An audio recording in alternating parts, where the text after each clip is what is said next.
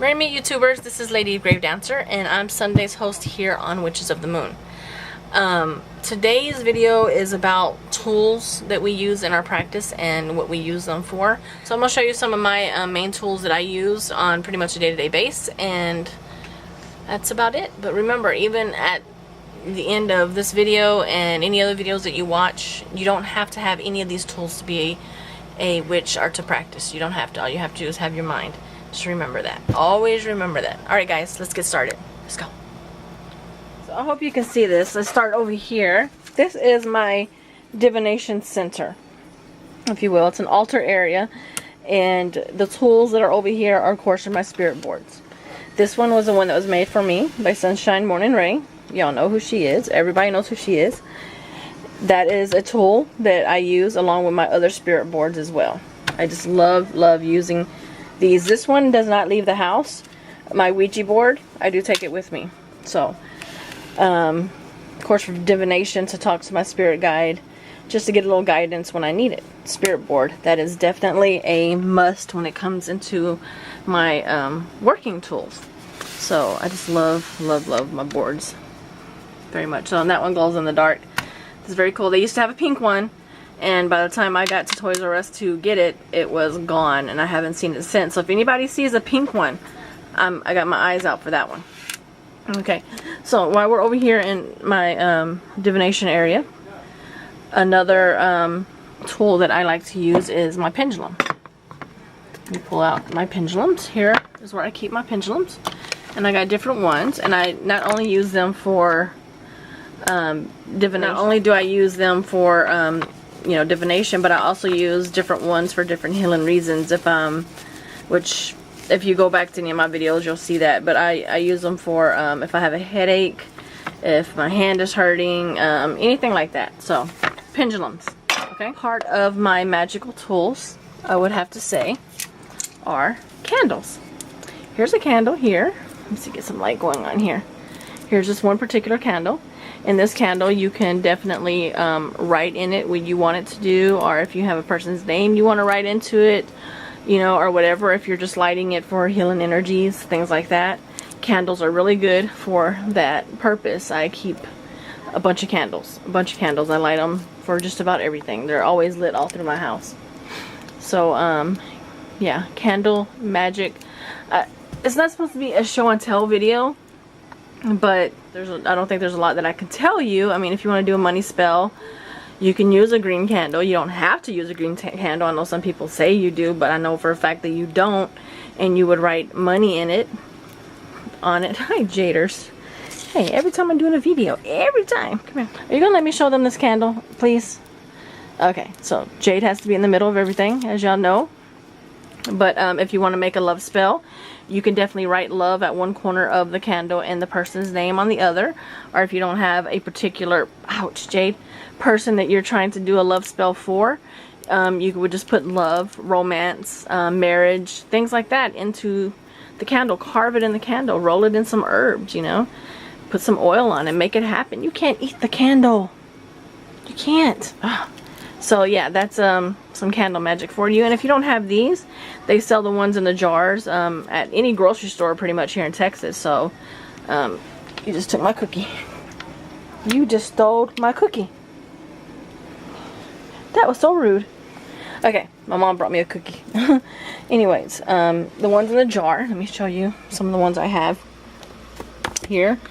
Right here. This is usually the type of candle I light when I'm lighting it for someone who has messaged me or says that someone's ill in their family, or they need some positive energy, and we light candles. That's why I keep a bunch of these, because I light them for everybody. And you know, you bless them and you go on. So you know, you can buy pretty much any of these in any store. You know, if you want short spells, tea lights, you know, chime candles, all that good stuff. So that's candles are definitely a tool that I use very regularly. Another tool, I don't know if you would consider it a tool, but I do because I use it in the practice, is herbs. Herbs. I use them for everything, not just for making incense, but I do also roll them on candles. I'll make sachets out of them. I mean, you name it.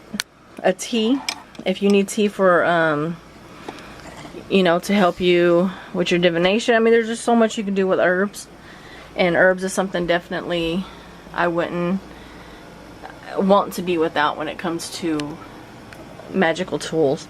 There's so many for so many different things and uses for everything. I got some mugwort over here. Mugwort's really good for astral projecting and stuff like that. You make it into a tea.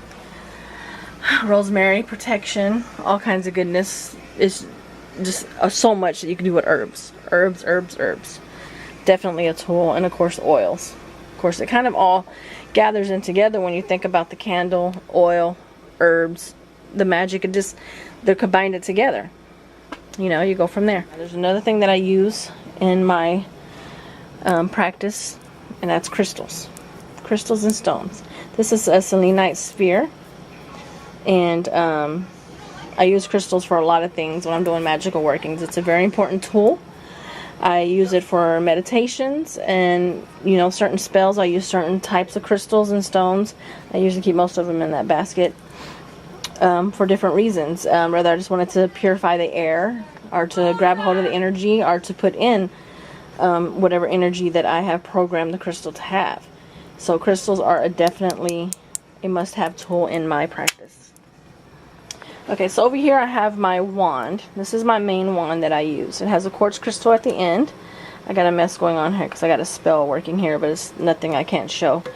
Just not going to get into detail about it. This is the first one I ever made, and I love it, and I like to use it when I do have the occasion that I do open a circle.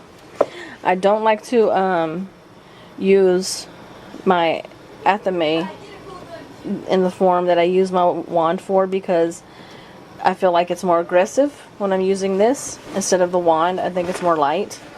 So, and I have to be honest with you, the athame is not one of those tools that are right up there with me with my practice of must-have tools. Just isn't part of something I use all the time. But my wand is something I use quite often. Now I do have swords that are over here. I have 2 swords over here, and I use those for clearing the area when I'm going to do a circle outside, especially outside of my street, because my front yard is where I would do it at, and there's just so much traffic out there, so much people. I'm semi in the hood, so there's a lot of negativity outside, and I like to clear the area forcefully, and that's what I would use my swords for, is the forceful cleansing of that area. Okay, so I know that some people on the channel are going to do a show and tell of their Book of Shadows. I am not going to be opening my Book of Shadows. This is my Book of Incense. It's a homemade book.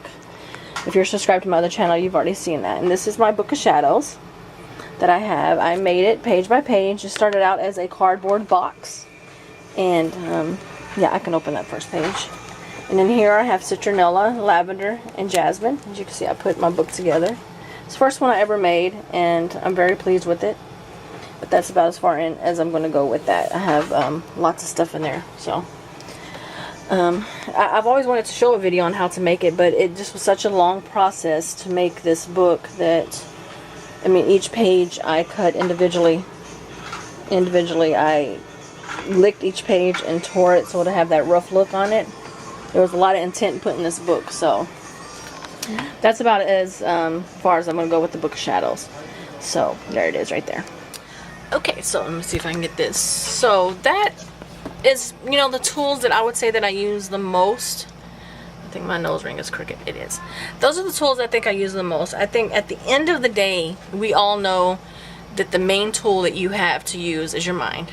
That is the main tool that you have to use. If you don't have any of those things, as long as you have your mind, then you're good to go.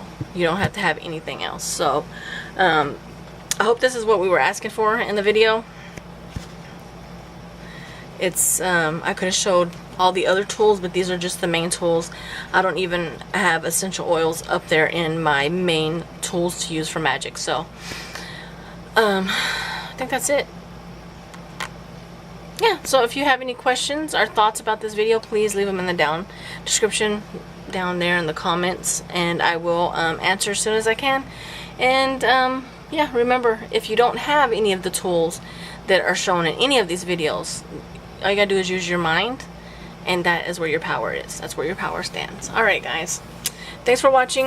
I hope this was entertaining and not boring, and I'll see you at the next one. As always, blessed be.